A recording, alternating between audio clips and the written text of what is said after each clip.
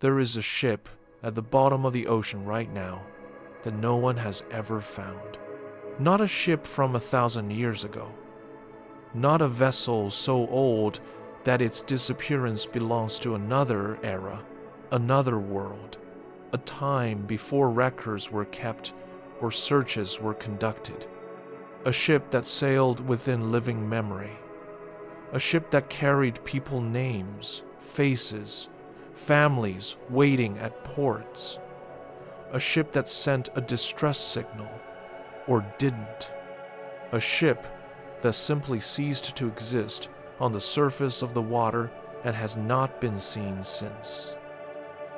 If you enjoy drifting into the deep ocean and discovering what lies beneath, please consider liking and subscribing. It truly helps more than you know. Are you ready? Let's begin.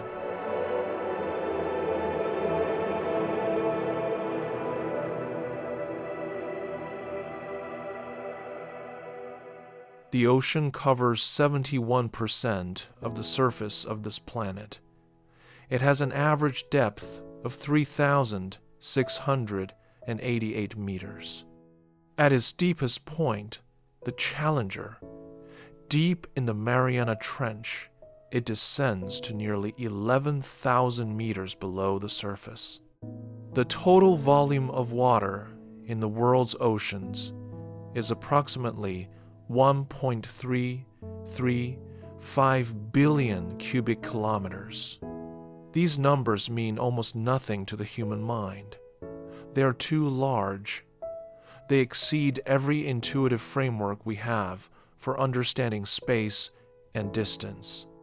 The deepest point in the ocean is so deep that if you dropped a steel ball from the surface, it would take more than an hour to reach the bottom. The average depth is so vast that the entire Eiffel Tower, stacked 11 times on top of itself, would not reach the surface from the seafloor. And across this incomprehensible volume of water, we have searched for ships. We have searched with sonar acoustic pulses sent downward from the hull of a research vessel, bouncing off the seafloor and returning as data that can be rendered as a map. Modern multi-beam sonar systems can map the ocean floor in strips several kilometers wide, building detailed images of the bottom at resolutions good enough to identify large objects. They are extraordinary instruments. They are also extraordinarily slow. Mapping the entire ocean floor at the resolution required to reliably detect a sunken ship would take decades with the current global fleet of research vessels working continuously. We have searched with remotely operated vehicles, ROVs, underwater robots tethered to surface ships by cables, equipped with cameras and lights and manipulator arms, capable of descending to the seafloor and examining what they find in detail. ROVs can go places no human diver can reach, can operate in darkness and under pressures that would instantly kill any living person. They are invaluable tools. Their operational radius from the surface ship is limited by the length of their tether. Their search area on any given dive is measured in tens of meters, not kilometers. We have searched with autonomous underwater vehicles, AUVs, untethered robots that navigate by programmed route, carrying sonar and cameras, covering larger areas than ROVs, but with less precision and no ability to respond in real time to what they find. They are getting better. They are still limited. We have searched with satellite imagery, optical and radar satellites that can image the ocean surface with extraordinary precision, detecting debris fields, oil slicks, the thermal signatures of submerged objects in shallow water. Satellites cannot see through kilometers of water. Everything they tell us about the deep ocean is indirect. We have searched with the testimony of survivors, of passing ships, of coastal observers, of fishermen who noticed something in the water. This testimony is often the most valuable information we have, and also the most unreliable, subject to the limitations of human memory and observation under stress.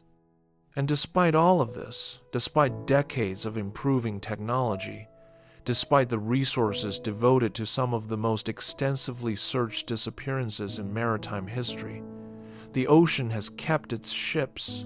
Some of them it has kept forever. The Mary Celeste sailed from New York on the 7th of November, 1872, bound for Genoa, Italy, with a cargo of industrial alcohol and a crew of 7, plus the captain, his wife, and their 2-year-old daughter. On the 4th of December, 1872, she was found drifting in the Atlantic Ocean, approximately 600 miles west of the Portuguese coast, by the crew of another vessel, the Dei Gratia. The Mary Celeste was seaworthy. Her sails were set, improperly but set. Her cargo was largely intact, 1,701 barrels of alcohol, all but 9 of them undamaged. Her navigational instruments were in their proper places.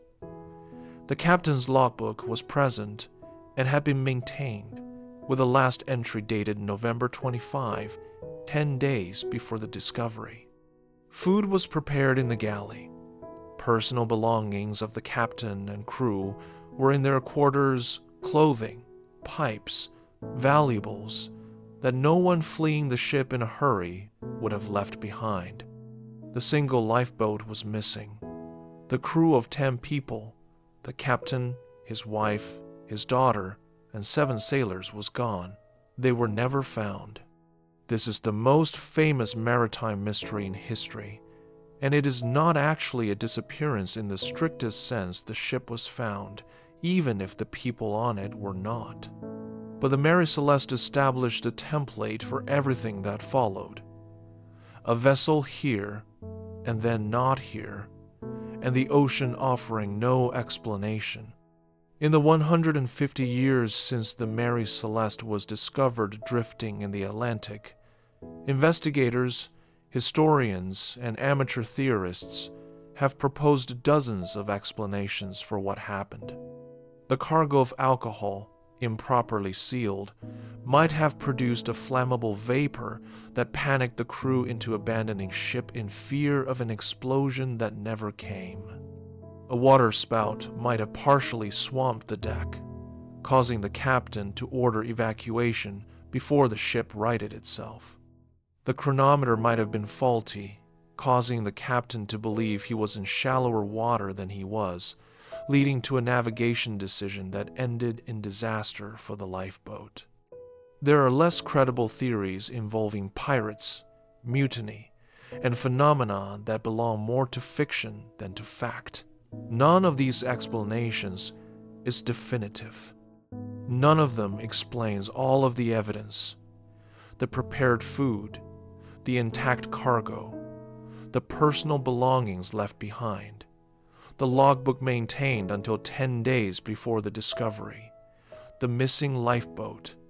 The Mary Celeste remains exactly what it was when the Dei Gratia found it, a ship sailing without its crew, and no one knows why. The ocean does not explain itself. It simply keeps what it takes. The disappearance of the USS Cyclops is the largest loss of life in the history of the United States Navy that was not caused by enemy action. The Cyclops was a Navy collier, a fuel transport ship 165 meters long, displacing 19,360 tons, capable of carrying enormous quantities of coal and other materials. In March 1918, she was sailing from Barbados to Baltimore, carrying 306 passengers and crew and a cargo of manganese ore. She never arrived. No distress signal was received. No wreckage was found. No bodies were recovered. No survivors turned up. The Cyclops simply ceased to exist between Barbados and the American East Coast, taking 306 people with her, and neither the Navy nor anyone else has ever found a trace of her. The search was extensive by the standards of 1,918. The Navy dispatched vessels to search the route. Coastal stations monitored for wreckage. Ships crossing the area were asked to report anything unusual. Nothing came back. The Cyclops had sailed into the Atlantic and was gone. The theories about what happened have accumulated over the decades since. The Cyclops was overloaded. She was carrying more than her rated capacity, and manganese ore is denser than coal, which meant the weight distribution may have been dangerously off. One of her two engines had been malfunctioning, limiting her ability to maneuver in bad weather. The captain, George Worley, was an unusual and reportedly erratic commander whose leadership had drawn complaints. There was speculation about German submarine activity. It was 1918, the final year of World War I, and German U-boats were operating in the Atlantic. None of these factors, individually or together, has been confirmed as the cause. The wreck of the Cyclops has never been found. At the depths where she most likely rests, hundreds of meters below the surface of the Atlantic, she lies beyond the casual reach of search technology. In a search area so large that targeted investigation has never been mounted, she is down there, somewhere, with her 306 dead, in water that has covered her for more than a century. The ocean does not distinguish between the ancient and the recent. It treats the Cyclops the same way it treats the wrecks of Roman merchant vessels and Spanish galleons and Viking longships, with the indifference of extreme depth and extreme darkness and the slow, patient accumulation of sediment. There are ships that disappeared not in the deep ocean but close to shore, in waters that should have been well-trafficked and easily searched and were still never found. The Waratah was a British passenger liner, purpose-built for the South Africa run, carrying passengers and cargo between Britain and the major South African ports.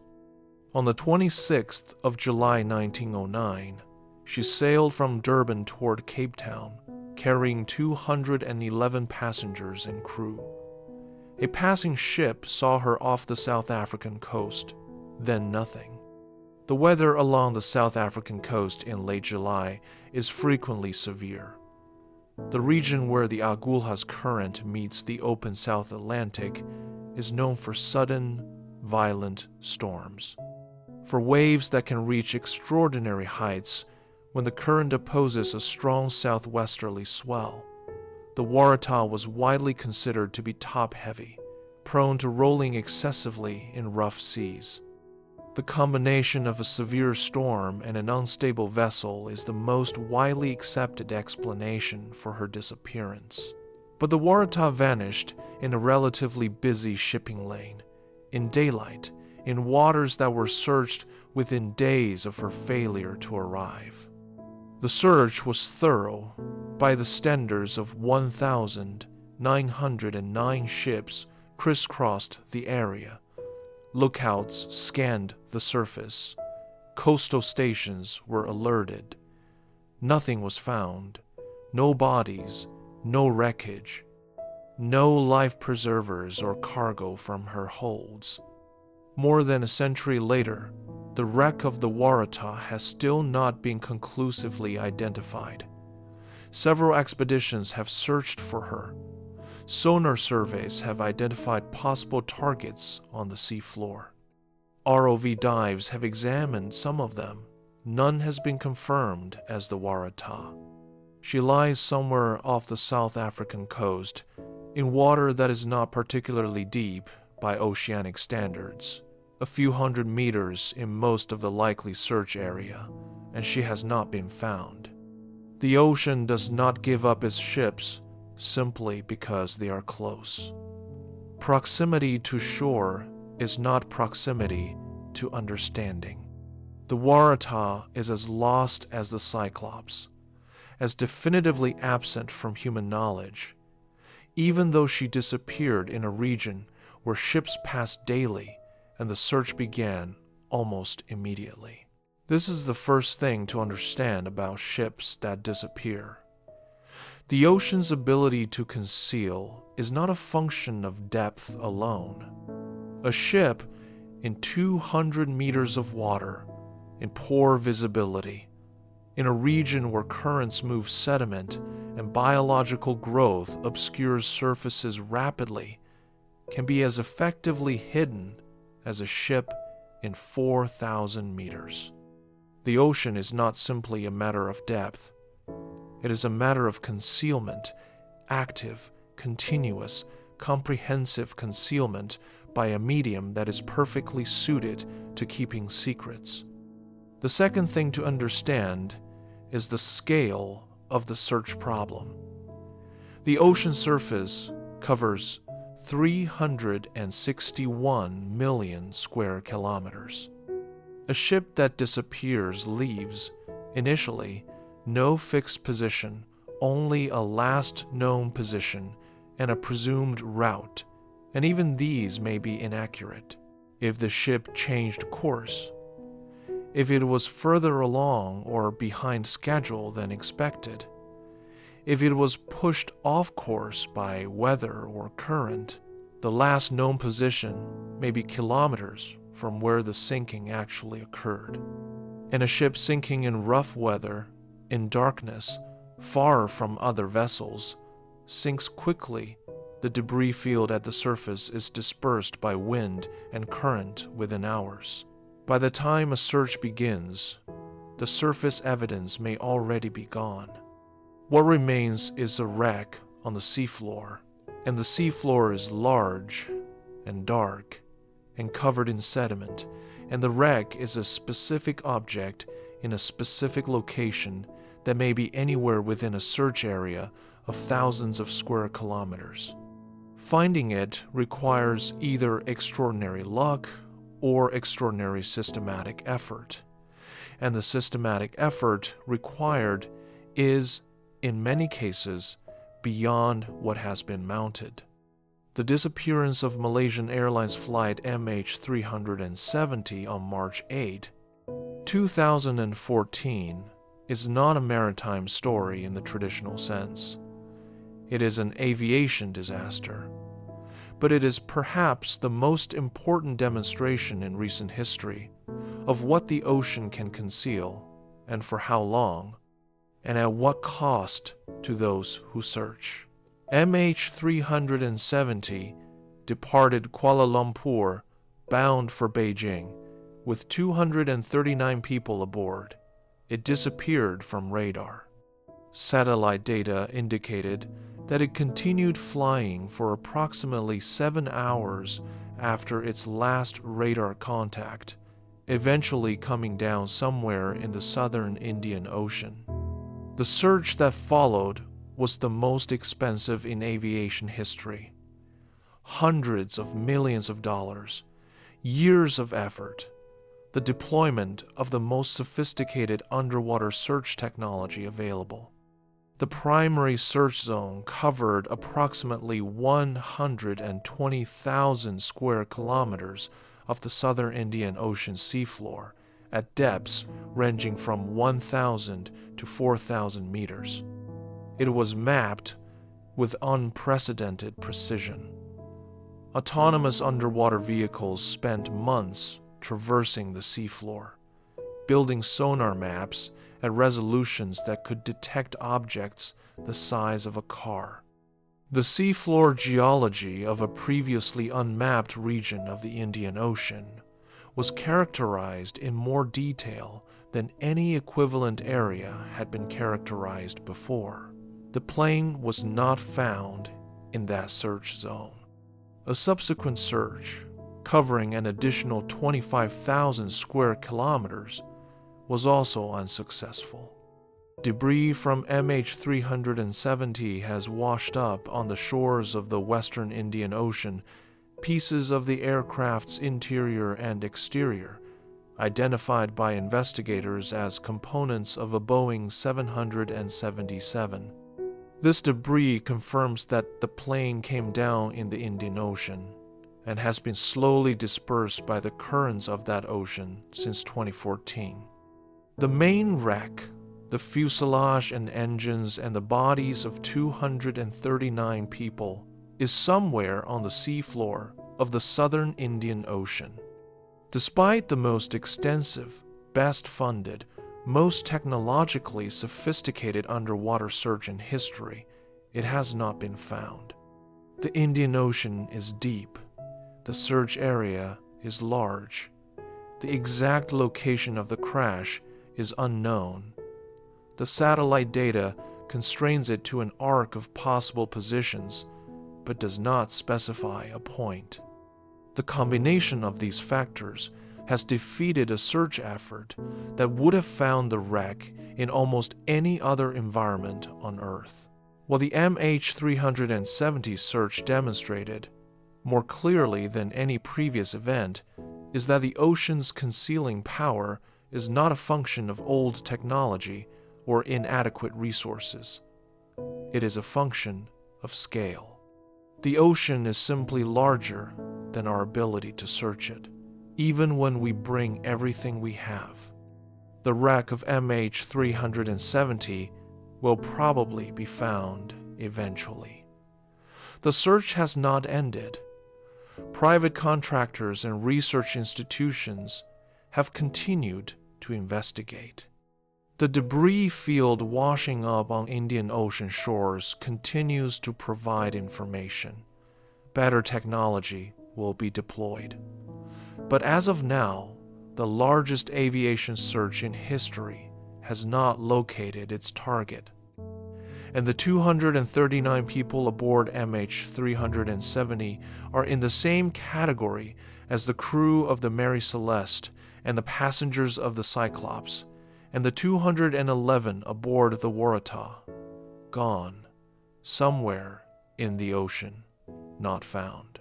There is a category of maritime disappearance that is even more complete than these ships for which we have no wreckage, no debris, no satellite data, no confirmed last position.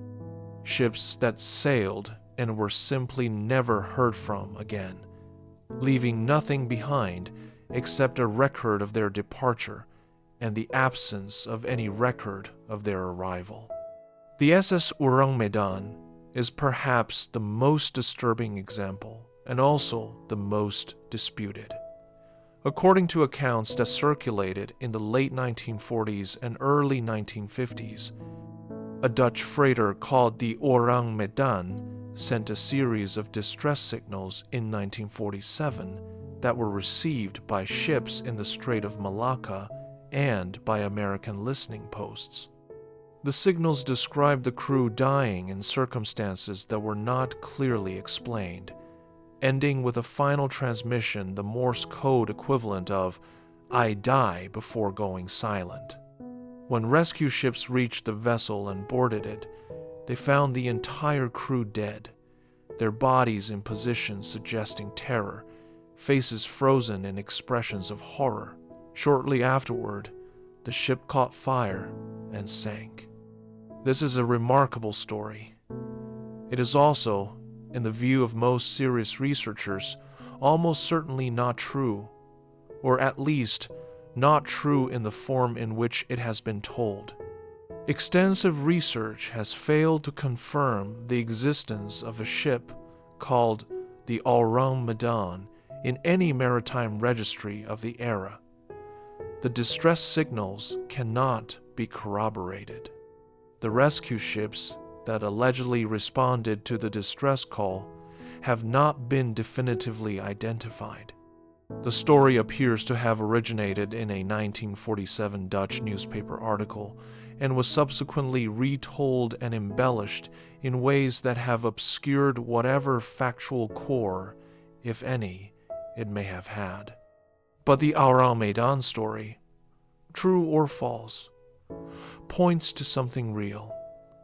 The ocean contains ships that have vanished with their crews, without explanation, and the most extreme versions of those disappearances, the ones where something happened that nobody understood, are the ones that the imagination reaches for when the facts are insufficient. The facts are frequently insufficient. The ocean provides very few facts. The Assas poet is a more recent and better documented case. She was an American cargo ship, 535 feet long, sailing in October 1980 from Philadelphia to Port Said, Egypt, with a crew of 34. She passed through the Delaware River and entered the Atlantic. She was never heard from again. The search for the poet involved the U.S. Coast Guard, the U.S. Navy, and commercial shipping in the area. Nothing was found. No distress call was received. No wreckage turned up. No bodies were recovered. The poet sailed into the Atlantic in October 1980 and ceased to exist, and no one has ever established what happened. The most likely explanation is that she encountered severe weather. October is storm season in the North Atlantic, and sank quickly enough that no distress signal was sent and no one survived to report what happened. The ocean in the area where she most likely sank is deep. The search area was vast. Whatever is left of the poet is on the seafloor, somewhere in the North Atlantic, and has not been found. The crew of 34 all-American merchant mariners were declared lost at sea. Their families received no bodies, no wreckage, no explanation.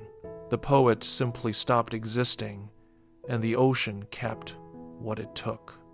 There is a particular quality to the grief associated with maritime disappearances that distinguishes it from other kinds of loss. When a plane crashes on land and the wreck is found, when a building collapses and the debris is eventually cleared, when a person dies in a hospital and the body is present, there is, even in the worst of circumstances, a physical reality that can be attended to, a location, a presence, something that can be seen and touched and mourned over in a specific place. Maritime disappearance denies this. The ocean takes the ship, takes the crew, takes the wreckage, and leaves behind only the absence, the failure of the vessel to arrive, the silence where a distress call should have come, the debris that may or may not appear on some distant shore weeks or months later. There is no body in the traditional sense. There is no location that can be visited.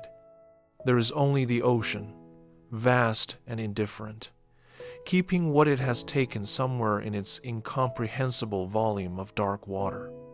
The families of those lost in maritime disappearances often describe a specific kind of prolonged uncertainty that other forms of loss do not impose. The crew of the Cyclops did not die in a way that produced remains that could be recovered and identified. The passengers of the Waratah have no grave. The 34 mariners of the poet are somewhere in the North Atlantic, in water that is cold and dark and deep, and the families who outlived them had no place to go. This uncertainty has a name in psychology: ambiguous loss.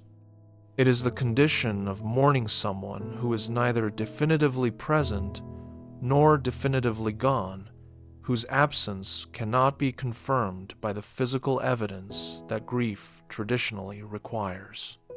The families of those lost at sea, particularly in unexplained disappearances, live with ambiguous loss in its most complete form. The ocean provides no closure because the ocean provides no information. This is not a function of indifference or inadequacy on the part of the searchers. The people who searched for the Cyclops in 1918, who searched for the Waratah in 1909, who searched for the Poet in 1980, who searched for MH370 for years, these were serious efforts mounted by people who understood what was at stake.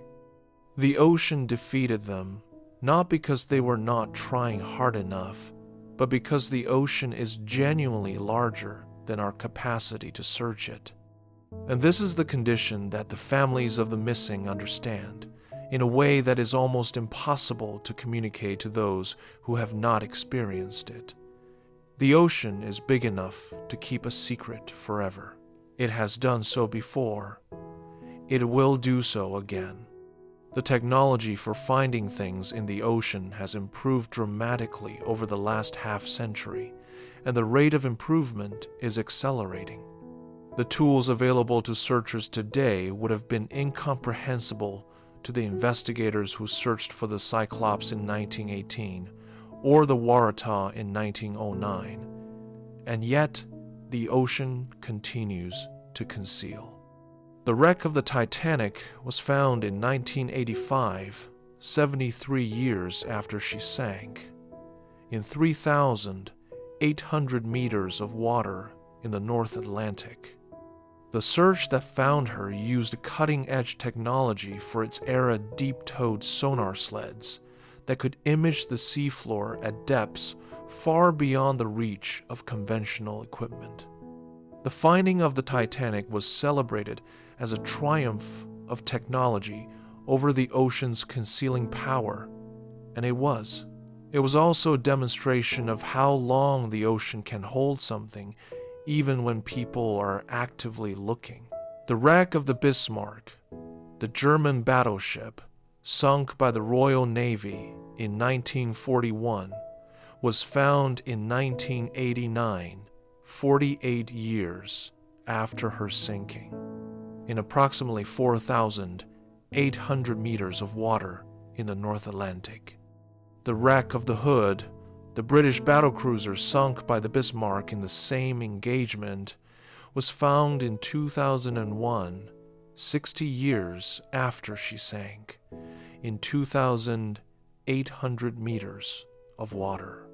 Both were found by expeditions specifically mounted to locate them, using technology that had not existed when the ships went down. What the finding of these wrecks demonstrates is not simply that technology can locate sunken ships. It demonstrates the timescale on which this becomes possible: decades, sometimes more than half a century, between sinking and discovery. And it demonstrates something else. These wrecks were found because someone mounted a specific, well-funded, technologically equipped expedition to find them. They were found because they were famous enough, significant enough, to attract that kind of attention and resources. Most ships that sink are not the Titanic. Most ships that disappear are not famous. Most unexplained maritime disappearances attract extensive searches in the immediate aftermath, while hope remains, while resources are available, while the families are still pressing for answers, and then the search tapers off, and the ship remains unfound, and the world moves on, and the wreck sits on the sea floor in whatever dark water received it, slowly being covered by sediment, slowly being colonized by organisms that have no knowledge of what they inhabit, slowly becoming something that is no longer quite a ship, but is not yet nothing. The ocean is patient with the things it keeps. It does not hurry to conceal them, but it does not hurry to reveal them either.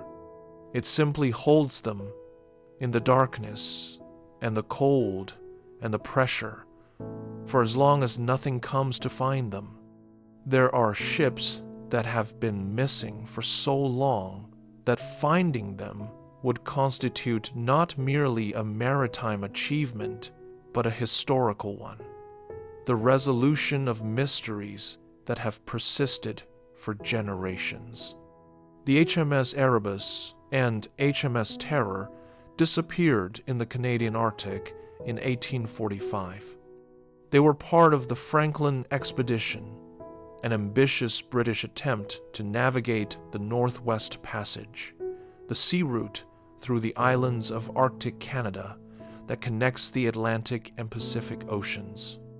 The expedition was equipped for 3 years, carrying the most advanced technology available to Victorian naval exploration. It sailed in May 1845 and was never seen again by European or American observers. What happened to the Franklin expedition was pieced together over decades of subsequent expeditions through the discovery of written records left by the crew, through the accounts of Inuit witnesses who had encountered survivors and observed the ship's final positions, through the recovery of skeletal remains. The ships became trapped in the ice near King William Island in the Canadian Arctic. The crew waited through 2 winters. John Franklin died in June 1847. In April 1848, the surviving 105 men abandoned the ships and attempted to march south toward the Canadian mainland. None of them survived. The ships themselves, the Erebus and the Terror, remained in the Arctic ice for more than 160 years after the crew left them. Despite repeated searches, using every technology available in the successive eras of Arctic exploration, they were not found. The Erebus was located in 2014 by a Canadian government expedition using side-scan sonar and a remotely operated vehicle in approximately 11 meters of water in Queen Maud Gulf. She was in remarkable condition, having been preserved by the cold water and relative shallowness of her resting place.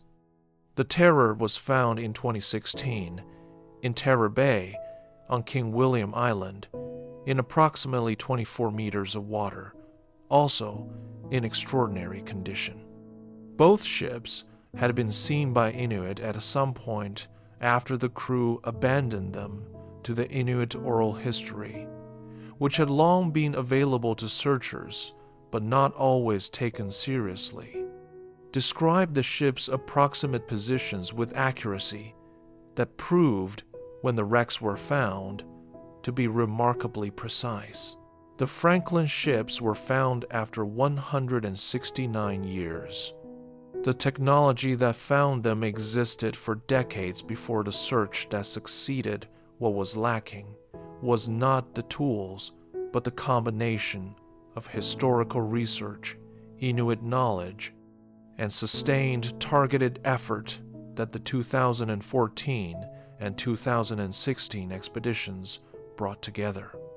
What other ships are waiting for that combination? What wrecks lie in waters that have been searched imprecisely or not at all for lack of the specific knowledge that would constrain the search to a manageable area? The Franklin ships were found because the Inuit oral tradition preserved information about their positions that was eventually integrated into the search. What other sources of information, oral histories, archival records, patterns in debris distribution, analysis of satellite data might constrain the location of other missing vessels to the point where targeted search becomes feasible? The ocean keeps its secrets, but it is not perfect at keeping them. Every ship that has been found after long absence was found because some piece of information, a position, a debris field, a survivor's account, a cultural memory narrowed the search from impossible to merely very difficult. The ships still missing are missing, in part because the information that would narrow the search has not been assembled or has not been used. There is one disappearance that has received more sustained public attention than almost any other in recent decades, and whose resolution has remained elusive despite that attention. The disappearance of Amelia Earhart and her navigator Fred Noonan during their attempt to circumnavigate the globe in July 1937. Earhart was the most famous aviator of her era, the first woman to fly solo across the Atlantic. Her round-the-world attempt in a Lockheed Electra 10E modified for the purpose was the most ambitious aviation achievement of its time.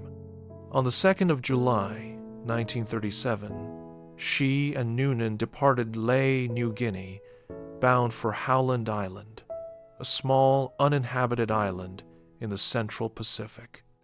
Howland Island is approximately 2,500 miles from Lae, and it is tiny, less than 2 kilometers long, barely elevated above the ocean surface, a target that required precise navigation to find. They did not find it.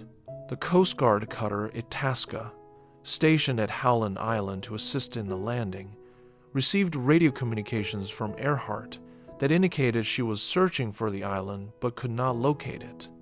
The communications became more urgent as fuel became critical. Then they stopped. The U.S. Navy conducted the largest air and sea search in history up to that point. 4,000 personnel, 9 ships, 66 aircraft, covering 250,000 square miles of the Central Pacific over 16 days, nothing was found. The most widely accepted explanation is that Earhart and Noonan, unable to locate Howland Island, ditched in the ocean when their fuel ran out and sank. The aircraft is somewhere on the seafloor of the Central Pacific, in water that ranges from 4,000 to 5,000 meters deep, and has not been found. But there is another possibility, supported by physical evidence and serious research, that has not been definitively ruled out. The hypothesis associated most prominently with the International Group for Historic Aircraft Recovery, known as TICAR, proposes that Earhart landed on or near Gardner Island, now called Nikumaroro, an uninhabited atoll approximately 600 kilometers southeast of Howland Island. The evidence for this hypothesis includes a partial skeleton found on Nikumaroro in 1940 and subsequently lost, radio signals that may have been received from Earhart's aircraft after the official disappearance, artifacts found on the island consistent with the presence of an aircraft and its crew, and forensic analysis suggesting that the 1,940 skeleton was consistent with Earhart's physical characteristics. None of this evidence is conclusive. None of it amounts to proof. But it amounts to enough that serious researchers have mounted multiple expeditions to Nikumaroro and its surrounding waters, searching for the wreck of the Electra or for other physical evidence of Earhart's presence. The most recent deep-sea search, using sophisticated underwater vehicles to examine the seafloor around Nikumaroro, has not found the aircraft. The ocean floor around Nikumaroro is not the deepest water in the world. It descends to approximately 3,000 to 4,000 meters, but it is deep enough and large enough to conceal a small aircraft indefinitely. Earhart's Electra, if it is down there, is a relatively small object in a relatively large search area, and the search technology, as good as it has become, has not located it. What happened to Amelia Earhart is not known. She is one of the most famous missing persons in history, and the ocean has kept her secret for nearly 90 years.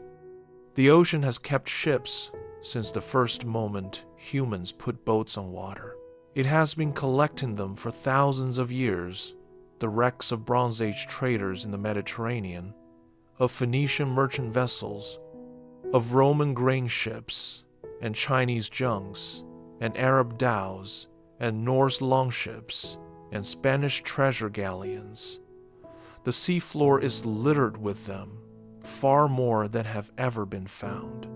Most will never be found.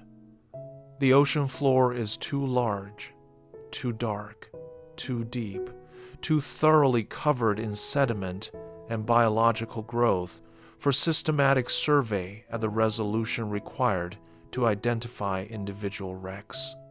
There are estimated to be more than 3 million shipwrecks on the seafloor of the world's oceans. As of the most recent comprehensive assessments, fewer than 1% of them have been located, mapped, and studied. More than 3 million ships across all of human maritime history, somewhere in the 361 million square kilometers of ocean floor. Some of them are famous: the Titanic, the Bismarck, the Hood, the Erebus, the Terror, the ships found in celebrated expeditions that made headlines. Some of them are significant warships from every major conflict that involved naval forces, merchant vessels that carry the trade goods of civilizations that no longer exist, ships that carried explorers into waters that had never been navigated before. And most of them are ordinary, the countless working vessels of maritime commerce, ships that carried grain and timber and passengers and mail, ships that sank in storms or on rocks or in fog, ships whose crews were lost and whose disappearance was noted in a port registry and then forgotten. They are all down there, in the darkness and the cold and the pressure, at depths that range from a few meters to nearly 11 kilometers in every ocean on the planet, covered by sediment and time. They are waiting. They are not waiting for us. They have no awareness of being lost or being found.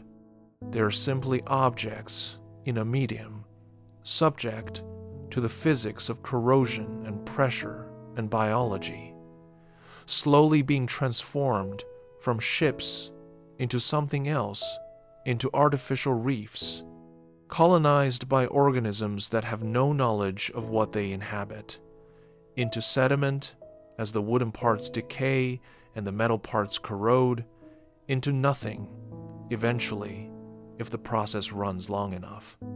But before they become nothing, they are evidence.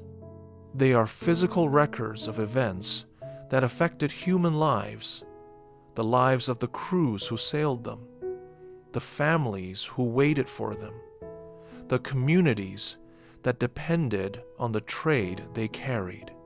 They are historical documents written in steel and wood and cargo, preserved by the cold and the depth that simultaneously conceals them.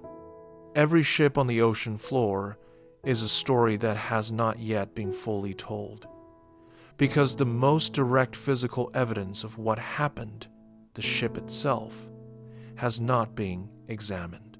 Finding them is not merely an achievement of technology. It is an act of historical recovery, the retrieval of human stories from a medium that has kept them with perfect fidelity because it has no interest in sharing them. Consider what it means to be the last person to see a ship before it disappears. This is not a hypothetical position. There have been many people who were, without knowing it, the last observers of vessels that would vanish within hours.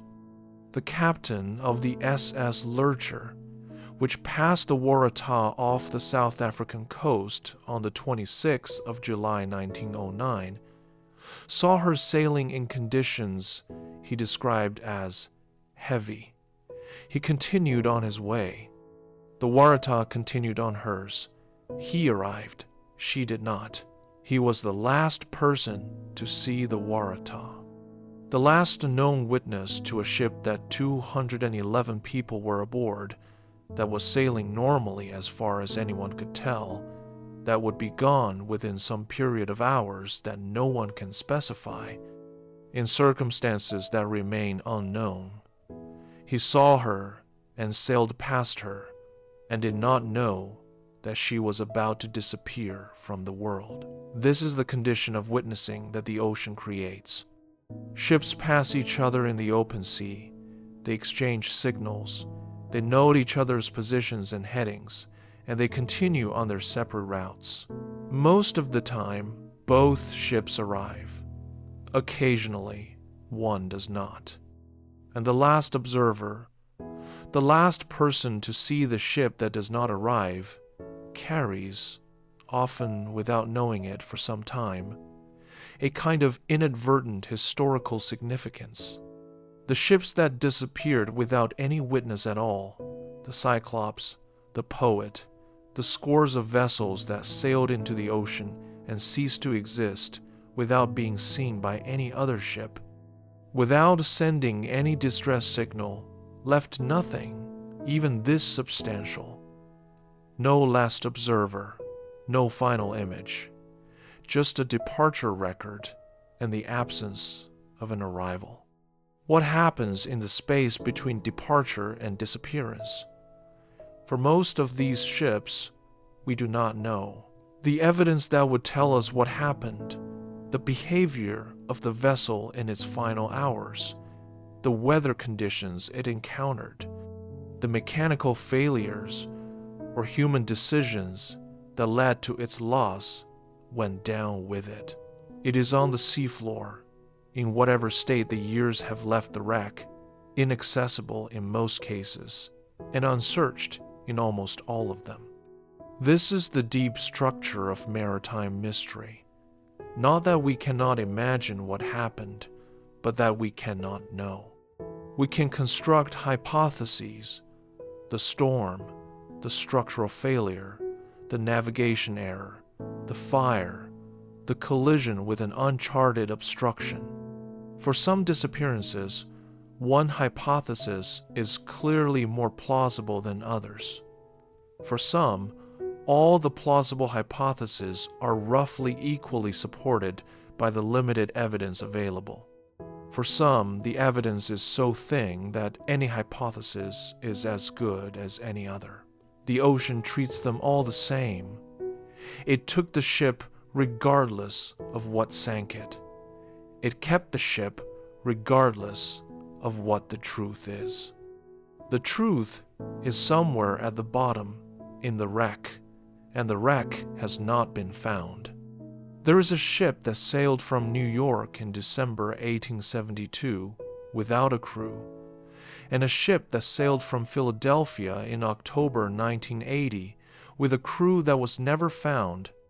And between these two data points, there are 100 years of ships that disappeared and were not found, and whose crews were lost, and whose stories are incomplete. The ocean continues to collect ships, fewer now than in previous eras. Maritime safety has improved dramatically. Navigation technology has made shipwrecks far less common, The conditions that killed so many ships in the age of sail are far less fatal now to vessels equipped with radar and GPS and satellite communication and self-righting lifeboats and emergency beacons that transmit position automatically when activated. But ships still disappear. Cargo vessels still go down in storms with their crews and are not found, or not found quickly. Small boats still sail into open water and don't come back. In 2017, a cargo ship called the Stellar Daisy, carrying 260,000 tons of iron ore from Brazil to China, sank in the South Atlantic in a matter of minutes. 22 of her 24 crew members were lost. The wreck was not found for 2 years, despite searches using the most advanced underwater search technology available.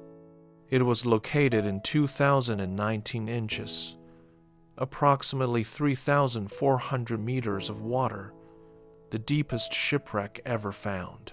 The ocean is still taking ships. It is still keeping them. The technology for finding them is getting better, but the ocean is still larger than the technology, and the ships still disappear, and some of them are not found, and their crews are lost in the same indifferent dark water that received the Cyclops in 1918 and the Waratah in 1909. And every ship before them, going back to the first moment, a human being climbed into a vessel and pushed off from shore. The ocean has been collecting ships since before any of these stories began. It will continue collecting them. It does not discriminate by era, or by significance, or by the number of people involved, or by the grief of the families waiting on shore. It takes what the conditions give it, and it keeps what it takes, and it offers no explanation, and no apology, and no comfort. It simply keeps, and somewhere, in water that is dark and cold and under pressure that would crush anything human, the ships are there. The Cyclops with her 306, the Waratah with her 211, the Poet with her 34, MH 370 with her 239, and the thousands of others, the unnamed, the uncelebrated, the ships that sank without making headlines and have lain on the sea floor for decades or centuries with no one looking for them. They are there. The ocean knows where they are. It is not telling. There is a phenomenon that oceanographers call marine snow, and it is one of the reasons that the ocean is so good at keeping secrets. Marine snow is not snow in any meteorological sense. It is a continuous precipitation of organic particles from the upper layers of the ocean, dead cells, fecal matter, fragments of organisms, mucus, aggregates of microscopic material that fall slowly through the water column toward the seafloor. In productive ocean regions, marine snow can be dense enough to reduce visibility in deep water. In all ocean regions, it is continuous falling, day and night, year after year, century after century, millennium after millennium, accumulating on the seafloor at rates that vary from a few millimeters per thousand years in the deep abyssal plains to much faster rates in areas of high biological productivity. A ship that sinks to the seafloor is immediately subject to marine snow. The particles settle on every horizontal surface, on the deck, on the superstructure, in the holds, on the hull where it contacts the sediment. They accumulate slowly but steadily. A wreck that has been on the seafloor for a century has received a century of marine snow. One that has been there for a millennium has received a millennium of it. This accumulation does not bury the wreck quickly. The rates are too slow for that. But it contributes to the general process by which a ship becomes harder to see as time passes. It dulls the contrast between the wreck and the surrounding seafloor. It fills in gaps and spaces. It provides substrate for biological colonization, the organisms that attach to the wreck and grow over its surfaces, further obscuring its original form. The Titanic, found in 1985 after 73 years on the seafloor at 3,800 meters, was already heavily colonized when Robert Ballard's expedition discovered her. The steel was being consumed by iron-eating bacteria, rustical formations, as they came to be called, structures of iron oxide produced by bacterial communities that used the steel as an energy source. The wooden parts of the ship had largely vanished, consumed by wood-boring organisms and bacteria. The superstructure was collapsing under its own weight in the absence of buoyancy support.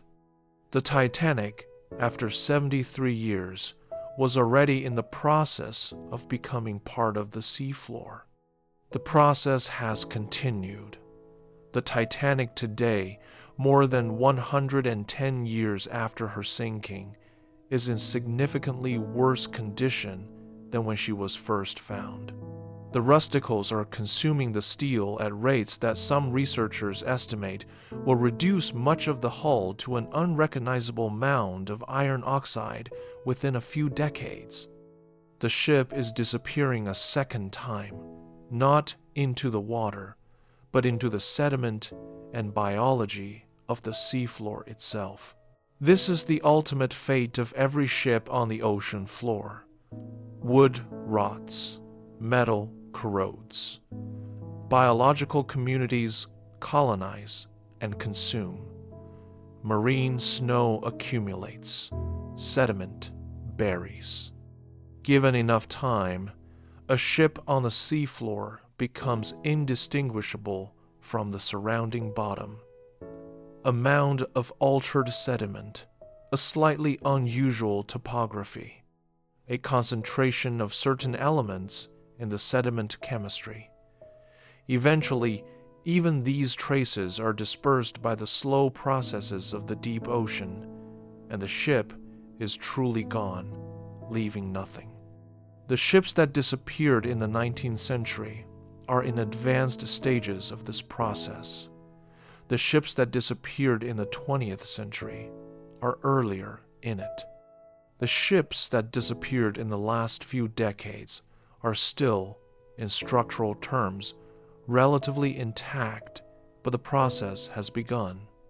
The ocean is patient. It does not rush, but it does not stop. What this means for the ships that have not yet been found is that the window for finding them in a state that can tell us what happened is finite. A wreck, examined, now can reveal, in many cases, the physical evidence of what sank it: a collision damage, a structural failure, a fire. A wreck, examined in 100 years, may have lost too much of its original structure to allow that determination. The ocean is consuming the evidence at the same time that we are developing the technology to find it. This is one of the understated urgencies of maritime archaeology, not simply that the wrecks are lost, but that they are becoming less informative over time. The longer a wreck sits on the seafloor unexamined, the less it can tell us about the events that put it there. The Mary Celeste was found without her crew in 1872, and the physical evidence aboard her, the prepared food, the intact cargo, the personal belongings, was examined and documented within days. That evidence is gone now, distributed across 150 years of history.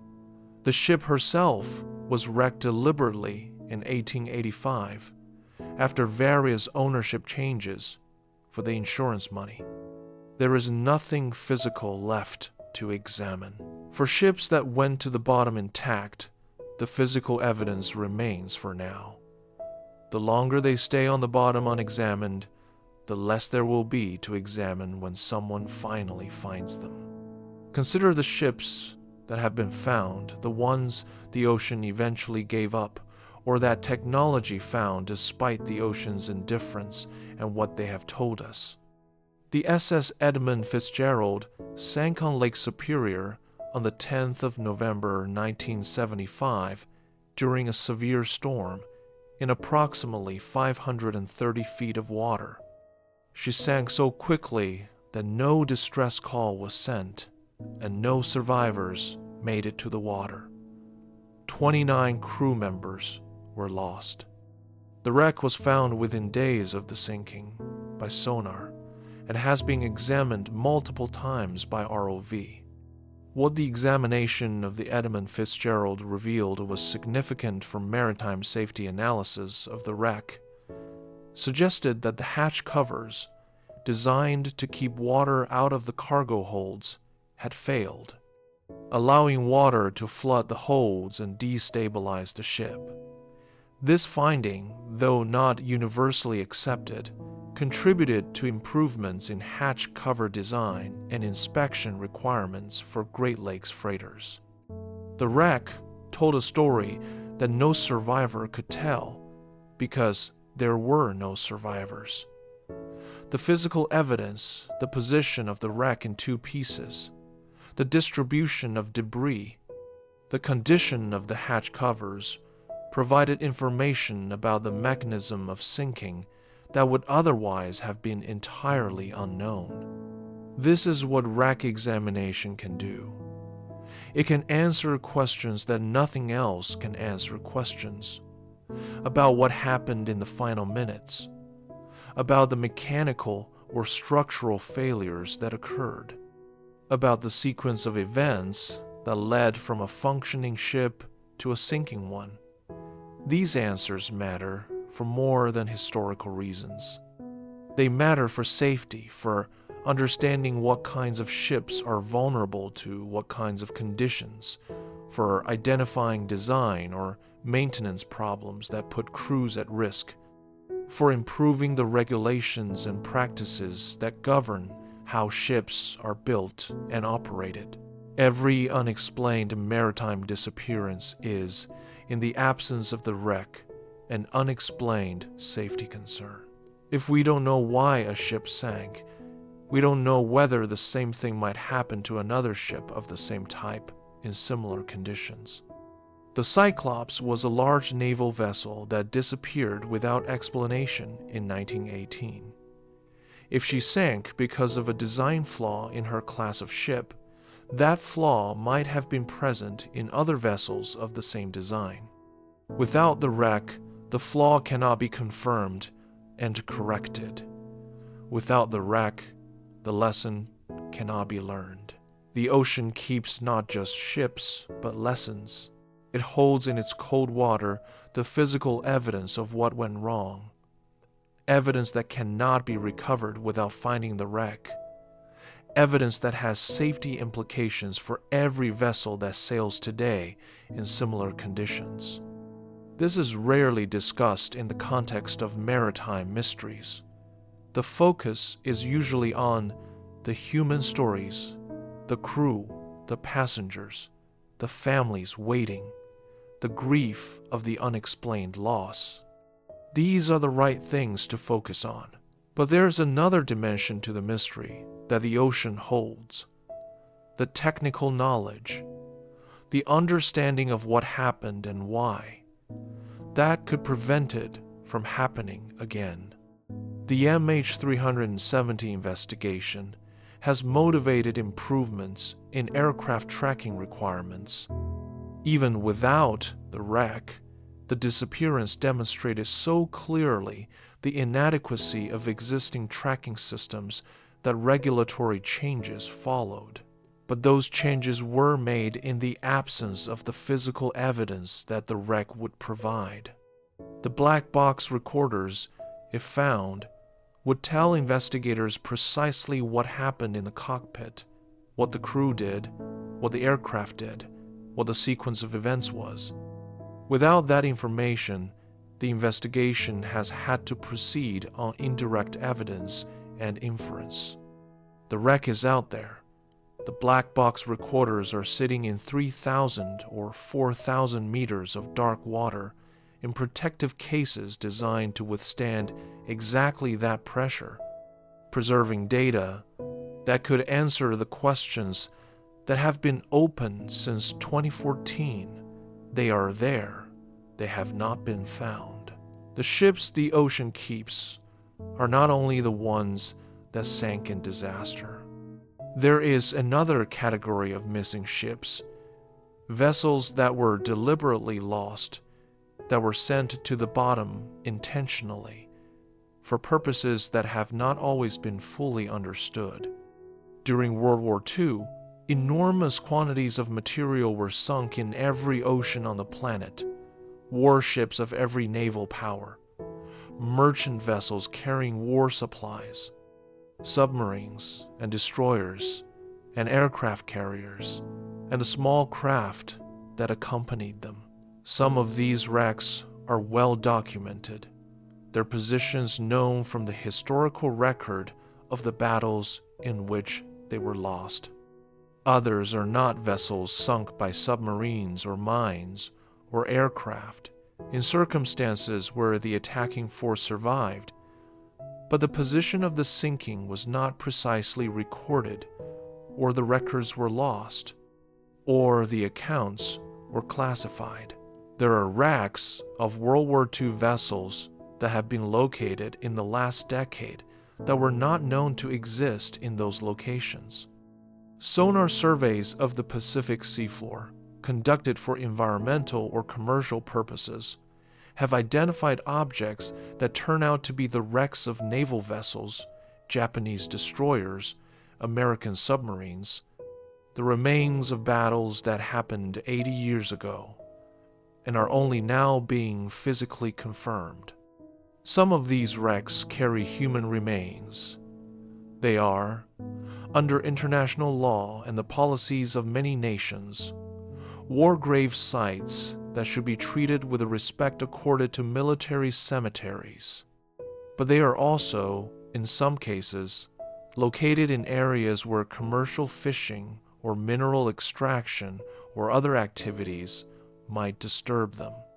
The tension between the legal status of these wrecks as war graves and the practical difficulties of protecting them in international waters is a live issue in maritime law and international relations.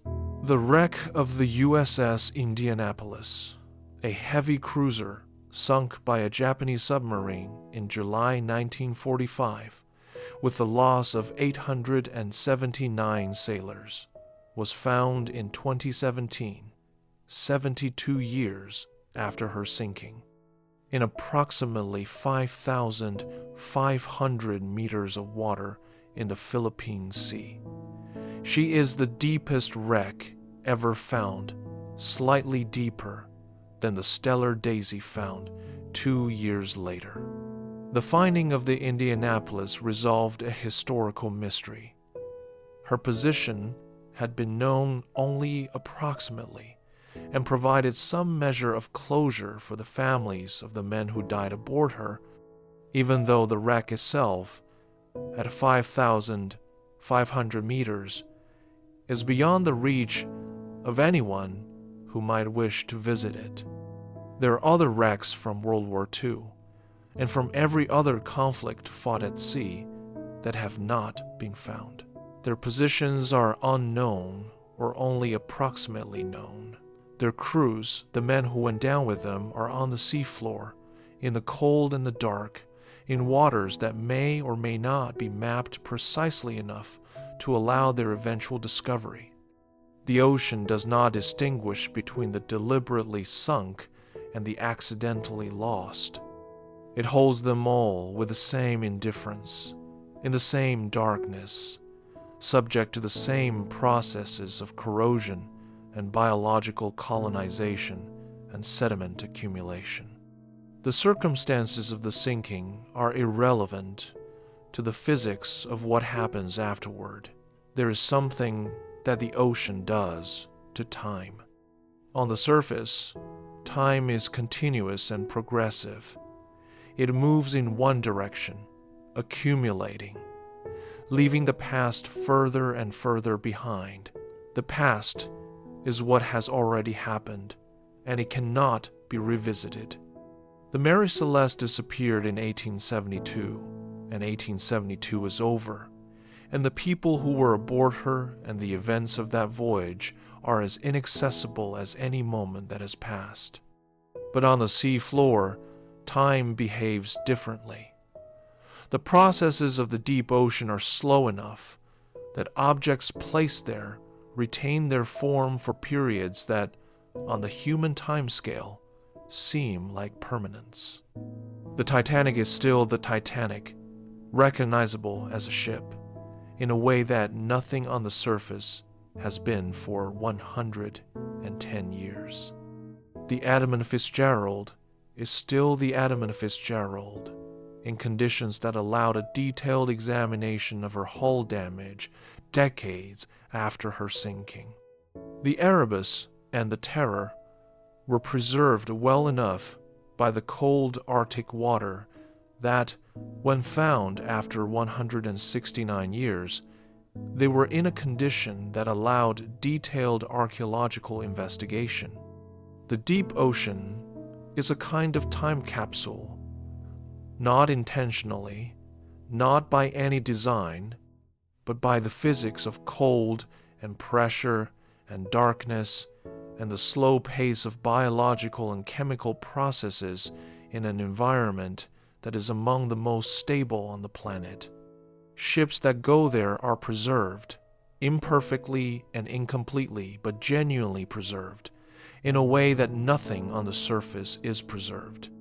They carry with them, frozen in their steel and their arrangement of components and their distribution of cargo and the position of their hatches, and 100 other details, the evidence of what happened to them.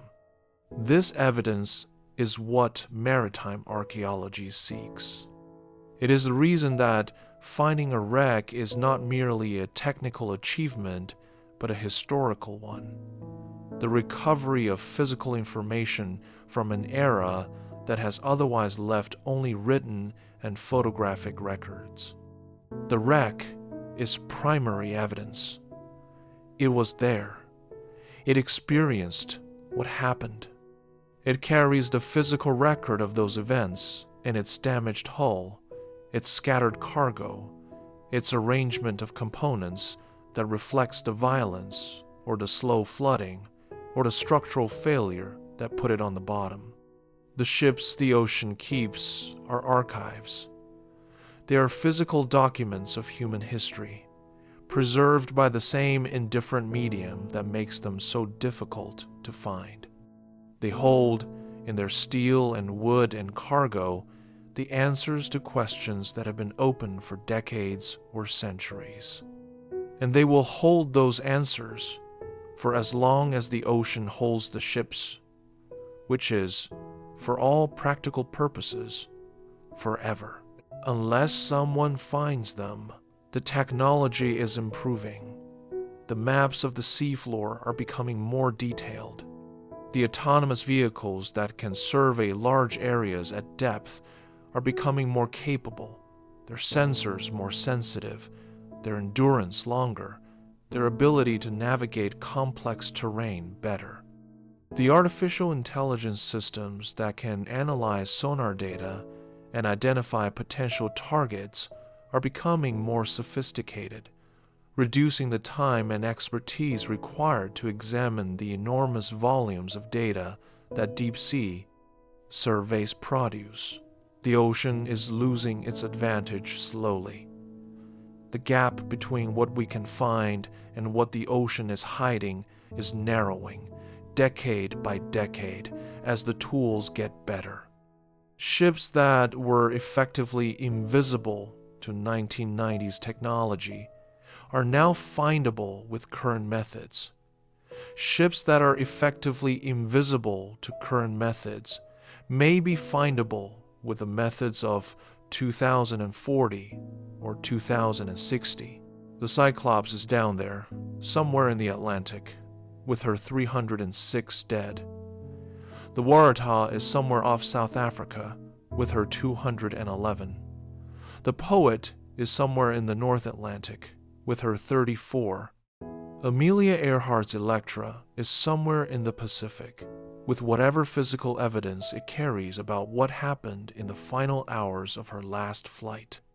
MH370 is somewhere in the southern Indian Ocean, with 239 people and the black box recorders that would answer definitively the question of what happened.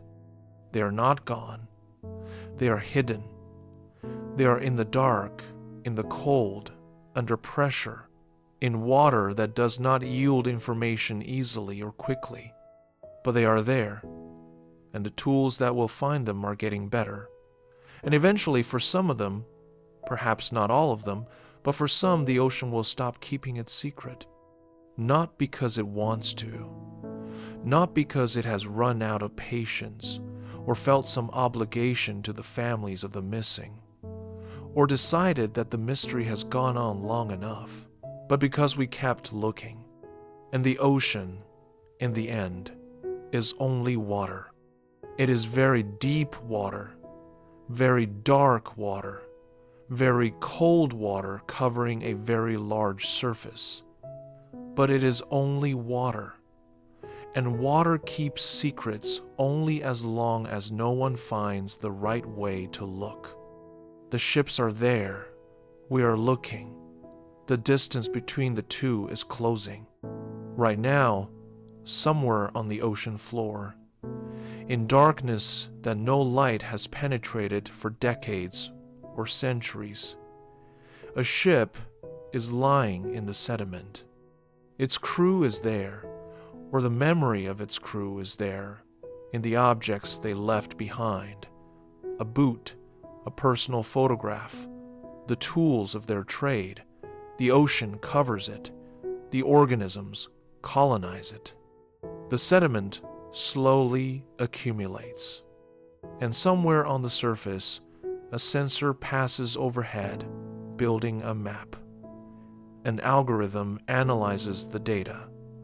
A researcher looks at the result, sees something, notes it, files it for follow-up. The ocean is patient, so are we. There is a ship that sailed from Liverpool in October 1857 carrying gold, not a small amount. The SS Central America was a side-wheel steamship, 85 meters long, sailing the route between Panama and New York as part of the mail service that connected the American East Coast with the goldfields of California. On the 9th of September 1857, she was carrying more than 400 passengers returning from California, along with approximately 10 tons of gold, the accumulated wealth of miners who had spent years working the California fields and were bringing their fortunes home. She also carried the makings of a financial catastrophe. The banks of New York in 1857 were already under stress from years of speculative excess, and the gold she carried was needed, physically needed, to stabilize the financial system. Ships were expected. Deposits were anticipated. The gold was already accounted for in the calculations of bank officers in New York. The Central America encountered a hurricane off the coast of the Carolinas. She began to take on water. The passengers bailed for hours, the women and children bailing with buckets and pails while the men worked the pumps. It was not enough. On the 12th of September 1857, she sank in approximately 2,200 meters of water, taking 425 people with her. The survivors, 153 of them, including all of the women and children, were picked up by passing ships. The sinking of the Central America contributed directly to the Panic of 1857, one of the worst financial crises in American history up to that point. The anticipated gold never arrived. The banks were unable to meet their obligations. Businesses failed. The economy contracted. For 130 years, the Central America lay on the seafloor of the Atlantic, her gold still aboard, in water that was far beyond the reach of any search technology that existed in the 19th and early 20th centuries. In 1988, a group of investors and engineers calling themselves the Columbus America Discovery Group located her using deep ocean sonar. ROV dives confirmed the identity of the wreck and revealed the gold still in the holds and on the deck in quantities that made the expedition the most valuable underwater treasure recovery in history. The recovery of the Central America's gold prompted legal battles that eventually involved the insurance underwriters who had paid claims on the cargo in 1857 more than a century earlier and who asserted residual rights to the recovered treasure. The courts resolved these disputes in ways that split the proceeds among various claimants. The technology that found the ship was funded by investors who expected and received a financial return. This is a different kind of missing ship story, one where the ship was found and what it carried was recovered, and the financial value of the recovery was enormous. But the story of the Central America contains within it all of the elements of the maritime disappearance. The sudden loss, the families left behind, the years of inaccessibility, the eventual recovery enabled by technology that did not exist when the ship went down. And it contains something else, a demonstration that the ocean's concealment is not permanent. The Central America lay at 2,200 meters for 130 years, her gold intact, her identity unknown to anyone with the technology to find her. Then the technology caught up. Then the money to deploy it was assembled. Then the ship was found. The same sequence is theoretically possible for every ship the ocean keeps. The technology improves. The resources are assembled. The search is mounted. And eventually, if the sequence runs to completion, the ship is found. The limiting factor is not the ocean's ability to conceal. The limiting factor is the human decision to look, the allocation of resources, the commitment of effort, the sustained attention required to search a large area systematically, the willingness to continue when the search yields nothing and the budget is running out and the families are losing hope. These decisions are made by people, not by the ocean.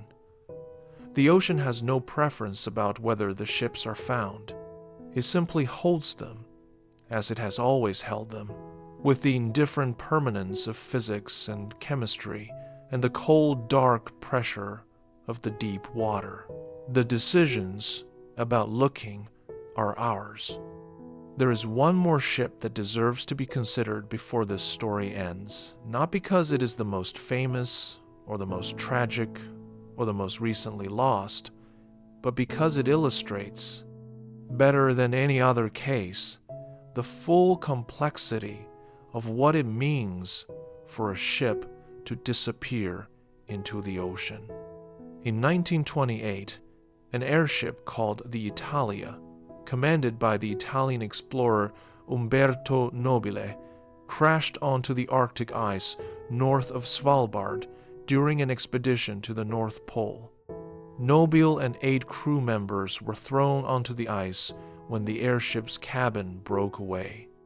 The remaining 6 men went up in the remnant of the airship and were never seen again, carried away by the wind into the Arctic sky, presumably to crash somewhere in the Arctic Ocean. The crash of the Italia prompted one of the largest rescue operations in Arctic history. Multiple nations sent ships and aircraft. Among the rescuers was Roald Amundsen, the Norwegian explorer who was the first person to reach both the South and North Poles, who put aside his rivalry with Nobile and joined the search, and whose seaplane disappeared during the rescue mission and was never found. Amundsen, one of the greatest explorers in history, disappeared somewhere in the Arctic Ocean while searching for another explorer who had already been found. The Nobile survivors were eventually rescued. Amundsen was not. His seaplane is somewhere in the Arctic Ocean, in water that is cold and relatively shallow in some areas, deep in others, and it has not been found despite searches over the decades since 1928. The disappearance of Amundsen is not a ship disappearance in the traditional sense, but it has the same structure: a departure, a loss of contact, a search, a failure to find, and the enduring mystery of what happened in the space between the departure and the silence. What happened to Roald Amundsen? He was 55 years old at the end of his career, an explorer who had accomplished more than almost any person in history, who chose to get on an airplane in the Arctic in 1928 to search for a man he had criticized and competed with for years. The plane went down somewhere north of Norway, in water that covers what happened as completely as it has covered everything else. The Arctic Ocean is not the deepest water in the world. Its average depth is approximately 1,038 meters, shallow by oceanic standards. But it is cold, and it is covered for much of the year by sea ice that makes surface searching nearly impossible, and its currents are strong enough to have moved wreckage far from the crash site. The plane that Amundsen was flying is somewhere in that ocean, 96 years after it went down, and it has not been found. Roald Amundsen disappeared into the same medium that has received ships since the beginning of human maritime history. The ocean received him without ceremony and has kept him without explanation, as it has kept every ship and crew it has ever received, the ancient and the recent, the famous and the obscure, the disasters that changed history, and the disappearances that no one remembers. They are all in the dark water together. The ocean does not keep records. It has no memory of the ships it has received, no catalog of wrecks, no registry of the lost, no accounting of the crews who went to the bottom in its waters. The memory is ours, the maritime records and the naval histories and the family stories and the insurance claims and the newspaper accounts and the legal proceedings. The memory of what was lost belongs to the people who were left behind. The ocean simply holds the physical evidence, the steel and wood and cargo and human remains, in whatever state the years have left them, in whatever location they came to rest, covered by whatever has accumulated in the centuries or decades since they arrived. This physical evidence is the other half of every maritime mystery, the half that is not in the archives, not in the records, not in the accounts of survivors or witnesses. It is in the wreck, wherever the wreck is, in the cold and the dark and the sediment. Every ship that has disappeared without explanation is an incomplete story. The incomplete half is at the bottom of the ocean. Most of those incomplete halves will never be recovered.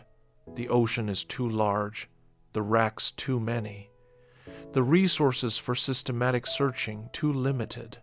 But some will. The technology is getting better. The maps are getting more detailed. The algorithms are getting more capable. And somewhere, in some archive or database or research institution, someone is looking at data sonar returns from a survey conducted for some other purpose, satellite images processed by new algorithms, historical records digitized and cross-referenced for the first time, and is about to notice something, a shape on the seafloor that doesn't match the geology, a contact at a depth that corresponds to the likely resting place of a missing vessel, a pattern in the debris distribution that constrains the position of the wreck to a smaller area than previously thought. It will happen. It has been happening. The Edmund Fitzgerald, the Titanic, the Bismarck, the Erebus, the Terror, the Indianapolis, the Stellar Daisy, the Central America. Ships found decades or centuries after they disappeared, each one a resolution of a mystery that had been open since the ship went down. There will be more. The ocean keeps its ships, but it has been keeping them in water that is getting easier to search. In a world where the technology for searching is improving continuously, in a time when the commitment to maritime history and maritime archaeology is stronger than it has ever been. The ships are still there. The ocean is still holding them. The dark water is the same dark water it has always been, but the light is getting closer. Right now, somewhere in the Atlantic or the Pacific or the Indian Ocean or the Arctic, a ship is lying on the seafloor that no one has found. Its crew went down with it or got off and were lost in the water, and the ship settled into the sediment and has been there since a year, a decade, a century, longer. The ocean holds it in the darkness and the cold, and somewhere on the surface, or in an office processing data from sensors that passed over that part of the ocean last year, someone is getting closer to finding it. The ocean is patient. So are the missing. And so, in the end, are we. There is a particular quality of silence that exists at the bottom of the ocean. Not the absence of sound. The ocean floor is not acoustically silent. Geological processes produce low-frequency vibrations. Biological communities generate sound. The distant passage of ships on the surface, thousands of meters above, sends acoustic energy downward. The deep ocean has its own acoustic environment, complex and continuous. But the silence that matters is a different kind. It is the silence of information, the absence of the communication that connects the people at the bottom to the people on the surface.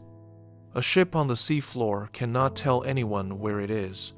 It cannot describe what happened to it. It cannot name the storm that sank it, or the structural failure that caused the flooding, or the navigation error that put it in the wrong position at the wrong time. It simply exists in the dark, in the cold, in whatever state the years have left it, holding its evidence in the physical form of damaged metal and scattered cargo and human remains, and the 1,000 other physical details that together constitute the story of what happened. Holding that evidence in a medium that is extraordinary at preservation, but extraordinarily poor at communication. The ocean floor is the largest archive in the world, and it has never transmitted a single document. Everything in that archive must be physically retrieved or physically visited by the sensors and cameras of the ROVs and AUVs that are our emissaries to those depths.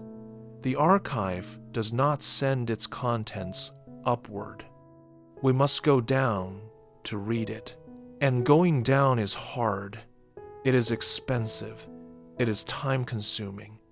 It requires technology that is still, despite decades of improvement, limited in its reach and its endurance. The archive is vast, 361 million square kilometers of seafloor, most of it unmapped at the resolution required to read what it contains. We are making progress. The proportion of the seafloor mapped at useful resolutions is growing. The technology for examining what the maps reveal is improving. The capacity for sustained, systematic deep-sea search is increasing, slowly, year by year. But the archive is large, and the accumulation of ships in it is centuries old, and the resources devoted to reading it are limited. Most of the archive will not be read in any of our lifetimes. Most of the ships it contains will remain where they are undiscovered, unexamined, their stories incomplete. This is not a counsel of despair. It is a description of the scale of the task. The ships that have been found, the Titanic, the Bismarck, the Erebus, the Terror, the Indianapolis, were found because sustained effort was applied to specific targets. The same approach can find more, will find more, is, right now, in the course of finding more, as surveys and research continue and technology improves, and the database of possible targets grows. The ocean will give up some of what it keeps. It has always given up some of what it keeps. Wrecks exposed by storms, cargo washed to shore, fragments that drift to the surface. It will give up more as the technology improves. The question is not whether more ships will be found, but which ones, and when, and what they will tell us when they are. The Cyclops is somewhere in the Atlantic. The Waratah is somewhere off South Africa. The Poet is somewhere in the North Atlantic. MH370 is somewhere in the Southern Indian Ocean. Earhart's Electra is somewhere in the Central Pacific. Amundsen's plane is somewhere in the Arctic Ocean. They are there. They have always been there. The ocean holds them in the same dark water where it holds the ships of every era before ours. The bronze-hulled galleys of ancient Greece, the merchant vessels of the Roman Empire, the treasure ships of the Ming Dynasty, the warships of every conflict ever fought at sea. They are all in the ocean. They are all in the dark. They are all waiting not because they have any capacity to wait, not because they have any awareness of the search being conducted above them, but because the ocean is patient in a way that nothing human is patient, and the physics of the deep seafloor are stable in a way that nothing on the surface is stable, and they will remain where they are until something comes to find them, or until the ocean itself, in the fullness of geological time, consumes them. The ocean is not cruel. It is not malicious. It does not take ships out of spite or hold them out of stubbornness. It is water, governed by physics, indifferent to what floats on it or sinks into it or lies on its floor. The Mare Celeste, the Cyclops, the Waratah, MH370 to the ocean, they are all the same. Objects in a medium, subject to the same physical laws as everything else. The significance belongs to us. The loss belongs to us. The grief belongs to us. The search belongs to us.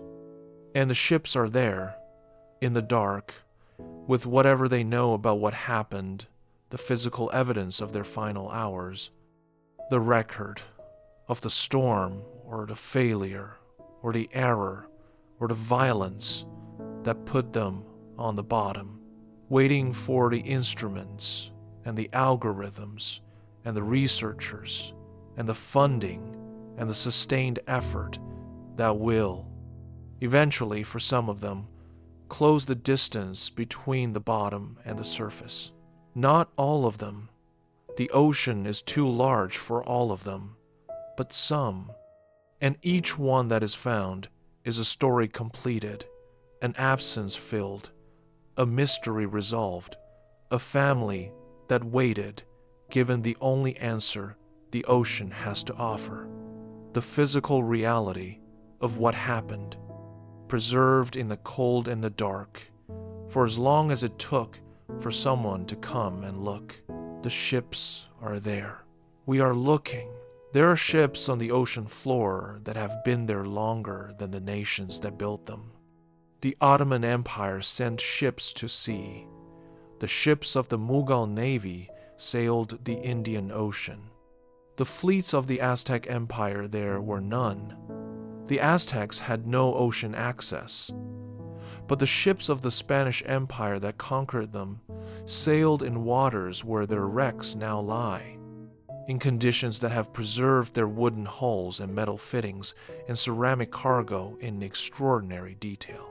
The Mediterranean is a particular kind of archive, shallower than the major ocean basins, with water chemistry that preserves organic materials unusually well in some areas, heavily trafficked since the Bronze Age by every civilization that bordered it. The seafloor of the Mediterranean contains ships from every era of Mediterranean civilization. Bronze Age, Mycenaean traders, Phoenician merchant vessels, Greek and Roman warships and grain carriers, Byzantine ships, Venetian galleys, Ottoman warships, the vessels of every empire and trading state that rose and fell around that sea over 3,000 years of recorded history. Many of these wrecks have been found. The Antikythera wreck, discovered by sponge divers in 1900, yielded the Antikythera mechanism, an ancient Greek mechanical computer of extraordinary sophistication, the most complex scientific instrument from antiquity.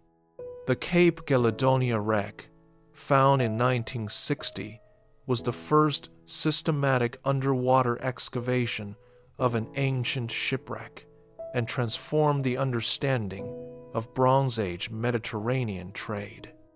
The Uluburun wreck, found in 1982, carried a cargo that read like an inventory of the late Bronze Age world copper ingots from Cyprus, tin from unknown sources, glass from Egypt, ebony from Africa, and dozens of other materials that mapped the trading networks of a world that ended in catastrophe around 1200 BCE. Many more have not been found. The Mediterranean is large enough and its history is long enough that the number of wrecks it contains exceeds the number that have been located and studied by orders of magnitude. Greek ceramics and lead anchor stocks and metal ingots have been brought up by fishermen in nets for decades, testifying to the presence of wrecks in locations that have not been systematically searched. The deep Mediterranean, below the depth accessible to conventional scuba diving, has been largely unexplored for archaeological purposes. The technology to explore it exists. The resources to deploy it systematically have not been assembled. The wrecks are there, in water that is colder and less biologically active than the shallow Mediterranean, preserving their cargoes in the dark, waiting. This is the condition of maritime archaeology everywhere. The archive is there, the tools to read it exist or are being developed, and the gap between the tools and the scale of the task is enormous. Progress is being made. More wrecks are found each decade than in the decade before. The database grows, the stories accumulate, but the ocean holds more than will ever be found. It has been receiving ships since the first human being built something that could float and put it on water. Tens of thousands of years of maritime history accumulated at the bottom of the world's oceans in conditions that range from excellent preservation to complete dissolution, depending on depth and water chemistry and time. The earliest ships are gone.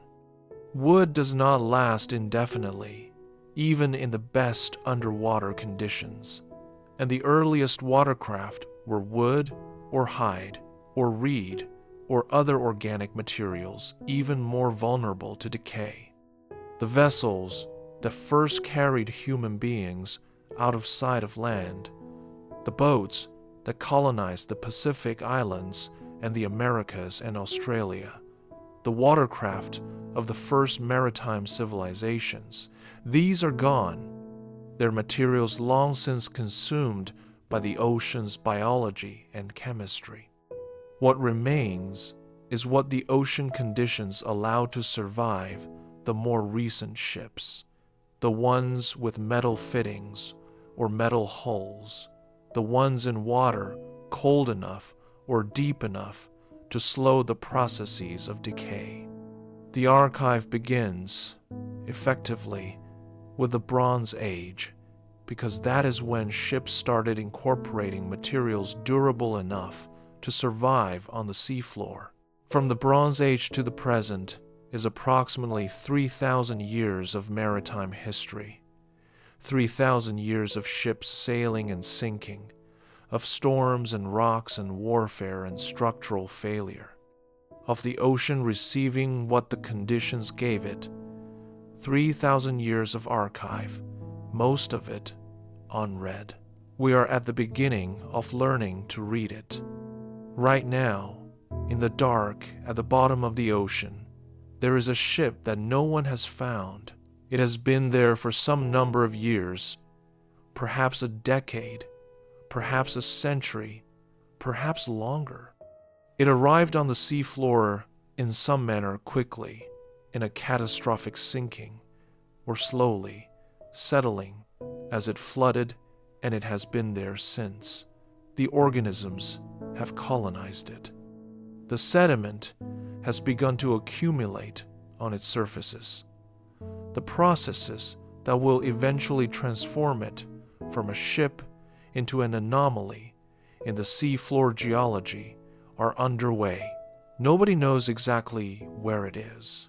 The people who knew where it was sailing, the port officials who logged its departure, the families who expected its arrival, the maritime authorities who tracked its route, have a last known position and a presumed route and nothing else. The ship is somewhere between those coordinates and wherever it came to rest, in water whose depth and character depend on exactly where it sank, in a location that may or may not coincide with any area that has been systematically searched. The crew is there too, or the memory of the crew is there in the objects they left behind when they went down with the ship. Their names are in a registry somewhere, or on a memorial, or in the recollection of families who are still alive and still waiting for an answer that the ocean has not yet provided. The ocean is not going to provide it on its own. The ocean does not offer information. It holds the physical evidence in the dark, and waits not for anything in particular, because it is water and it doesn't wait, but in the sense that the evidence is there and it will be there until something retrieves it. What retrieves it is the decision to look, the allocation of resources, the deployment of technology, the sustained effort of researchers and engineers and historians and the institutions that fund them, applying the best tools available to the problem of finding a specific object in a vast and opaque medium. Some ships will be found this way. Some will remain on the ocean floor indefinitely, their stories incomplete, their evidence unread, the mystery of what happened to them unresolved until the ocean itself, in geological time, consumes the last physical evidence and there is nothing left to find. For those ships, the ocean wins. The secret is kept. The story ends not with resolution, but with the permanent incompleteness of a book with its final chapters missing. For the others, the ones that are found, that are examined, that yield their physical evidence to the instruments and cameras and researchers who come to read them, the ocean loses. Not loses in any meaningful sense, because the ocean has nothing at stake, but in the human sense of a mystery resolved, and a story completed, and the families of the missing given the only thing the ocean can ultimately provide, the physical truth of what happened, preserved in the cold and the dark for as long as it took someone to come and look. The ships are there. We are looking. The ocean is very large, but we are very persistent. The last ship in this story has not sunk yet. It is sailing now, somewhere on the surface of the ocean, carrying people who do not know that it will be the last ship or that it won't be, because most ships make it. Most voyages end in port, with the crew stepping off onto the dock and the cargo being unloaded and the ship being refueled and provisioned for the next voyage. The ocean is not waiting to take this ship. The ocean is not interested in this ship. The ocean is water, and the ship floats on it, and the relationship between the ship and the ocean is entirely governed by physics, the buoyancy of the hull, the power of the engines, the integrity of the watertight compartments, the quality of the weather forecast, and the skill of the navigator. Most ships make it. This has always been true. The fraction of voyages that end in catastrophic loss has always been small, and it has gotten smaller as maritime safety has improved. The ocean receives far fewer ships per year now than it did a century ago, and far fewer than it did in the age of sail, when the loss of ships and crews was a routine feature of maritime commerce. But the ocean still receives ships, and the ones it receives, it keeps with the indifferent thoroughness that physics imposes on a medium that covers 71% of the surface of the Earth and reaches to depths that exceed the height of the highest mountain by more than 2 kilometers. The Cyclops is down there. So is the Waratah. So is the Poet. So is MH370. So are 3 million other ships, in water ranging from a few meters to nearly 11 kilometers deep, across every ocean on the planet, from the Arctic to the Antarctic, from the coasts to the abyssal plains. They are all in the same dark water. They have always been in that dark water. They will be there, most of them, long after everyone who is alive today has followed them into whatever comes after life, not into the ocean. For most of us, but into the same absence that the ocean imposes on the ships it keeps. The ocean does not explain itself. It does not apologize. It does not differentiate between the ships it takes and the ships it lets pass. It simply is vast and dark and cold and indifferent. And what it receives, it keeps. And what it keeps, it holds in the dark, in the silence, in the cold, in the pressure, for as long as the physics of the deep seafloor allow, which is, for practical purposes, forever. If this journey moved something in you, consider subscribing to Sleep on Deep. Every week, we descend a little further. The ocean is waiting.